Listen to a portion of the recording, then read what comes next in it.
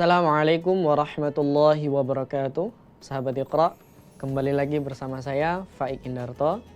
Pada kesempatan kali ini insya Allah kita akan lanjutkan lagi bahasan mad ya, yang sebelumnya juga kita sudah bahas. Kita sudah sampai pada mad jaiz munfasil atau mad far'i yang disebabkan karena hamzah, karena bertemunya dengan hamzah. Mad apa yang akan kita bahas hari ini? Yaitu mad silah tawilah dan juga mad silah qasirah. Ya. Ada perbedaan di antara kedua mad ini. Ya. Ada yang qasirah dan ada yang tawilah. Apa saja? Mad silah tawilah adalah ketika ada hak dhamir. Ya, hak dhamir itu adalah huruf H bertujuan untuk kata ganti tunggal untuk laki-laki. Kata ganti orang ketiga tunggal untuk laki-laki. Ini di dalam bahasa Arab diistilahkan dengan hak dhamir. Mad silah tawilah atau mad silah qasirah ya, dan mad silah qasirah ini punya kesamaan pada huruf, yaitu terjadi pada hak dhamir. Nah, hak dhamir ya, ketika ada hak dhamir yang sebelumnya atau huruf sebelumnya berharokat fathah. Tapi di antara kedua mad ini ada perbedaannya juga. Apa? Ketika mad silah tawilah adalah ketika ada hak dhamir, huruf sebelumnya berharokat fathah dan bertemu dengan hamzah qata atau setelah hak dhamir. Sedangkan mad silah qasirah hanya apa syaratnya? Atau pengertiannya seperti apa? Ketika ada hak dhamir sebelumnya huruf hidup. Nah, cukup sampai di situ saja. Ya, ini contoh. Jadi ketika ada hak dhamir, ini contoh pada mad silah tawilah. Ma lahu akhladah. Ma lahu akhladah. Ma lahu akhladah. Dan boleh dibaca dengan 2 harokat, 4 harokat, dan juga dibaca boleh dengan 5 harokat. Supaya memudahkan latihan kita dalam mad silah tawilah, yaitu kita akan coba seragamkan ya, panjangnya 5 harokat. Sahabat Iqra bisa ikuti. Bismillahirrahmanirrahim. Min qawmihi illa. Ya. Mad silah tawilah adalah ketika ada hak dhamir sebelumnya huruf hidup. Tadi di awal kesempatan mohon dikoreksi ya. Jadi hurufnya huruf hidup ya, tidak terbatas hurufnya hanya berharokat fathah. Ya, bisa kasrah atau bisa juga nanti dhammah dan harokat yang lainnya. Kita ulangi lagi sahabat Iqra. Min qawmihi illa ma lahu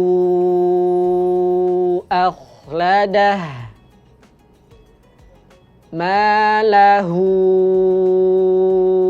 akhladah. Mad silah tawilah hu. Di situ dipanjangkan 5 harakat. Ma lahu akhladah. Contoh yang lain. Indahu illa. Indahu illa. Wa waladuhu illa. Wa waladuhu illa. Masya Allah, alhamdulillah ya, kita sudah praktek contoh-contoh dari mad silah tawilah. Apa tadi mad silah tawilah? ketika ada hak dhamir sebelumnya huruf hidup dan setelahnya bertemu dengan hamzah.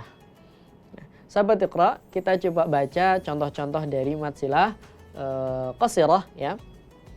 Mad silah qasirah apa tadi? Ketika ada hak dhamir sebelumnya huruf hidup. Ya, cukup syaratnya hanya sebelumnya atau sebelum hak dhamir itu huruf hidup. Tidak perlu atau tidak sampai bertemu dengan hamzah. Karena ketika ada setelahnya bertemu dengan hamzah, dia menjadi mad silah tawilah. Apa saja contohnya? Ada satu ayat yang kita sering jumpai ya, bahkan insya Allah mungkin sering kita baca. Walam yakul lahu kufuwan ahad. Walam yakul lahu, hu di sini hak dhamir yang hukumnya adalah hukum matnya hukum mad silah qasirah. Walam yakul lahu kufuwan ahad.